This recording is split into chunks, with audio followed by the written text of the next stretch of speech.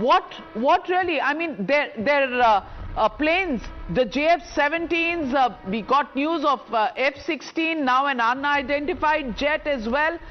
They're falling like nine pins from the skies. Same, Navika, what I said, that, the man behind the machine need to be trained to exploit the max out of it. And also, I won't treat them as weak enemies. To be very frank, we have a plan, strategy, and we have a training in place. Before we did what we did on 7th of May, we were prepared. We were, forces were placed and mobilized where they were supposed to be as per our war plan.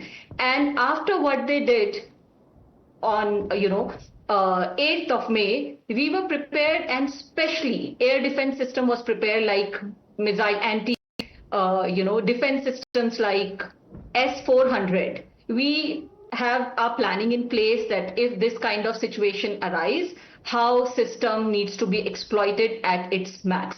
And not only this, also army near Pathankot base has been activated. They are doing what is supposed to be done in these cases. I don't want to take name of the system because they haven't declared anything from their side yet. But as per my knowledge, the system that they have, they are exploiting it to its max, and hence till date, touch wood, we don't have any casualty and any mishap in terms of losing any asset in enemy territory or in our territory. Absolutely, and we keep, crossing our fingers, and we keep praying that our defense forces, our soldiers stay safe, our pilots in the air, our entire defense forces stay safe. Every single Indian tonight must not sleep without saying a prayer for our braves and their families, simply because while we sleep, they're at the border, they're defending us, they're keeping India secure at a time when India is faced with a rogue nation, which is our neighbor Pakistan. Naam Pakistan, Kaam Bilkul Napak.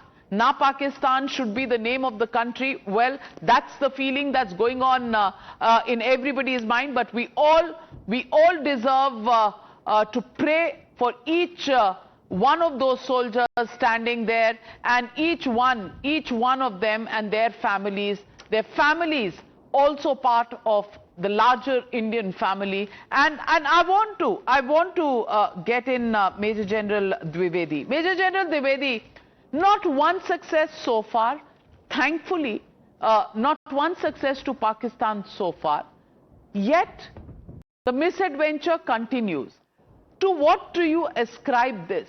Is this complete illogical mind at work, or is this end game for Pakistan? Navika, Pakistan Army has a DNA. It first acts and then it thinks. And that is the DNA of Pakistan Army. And they are only, they say history rhymes. And I think Asim Munir is going to rewrite the history for Pakistan. And they have never won a war against India. So they are heading for fourth, I think, consecutive crushing defeat.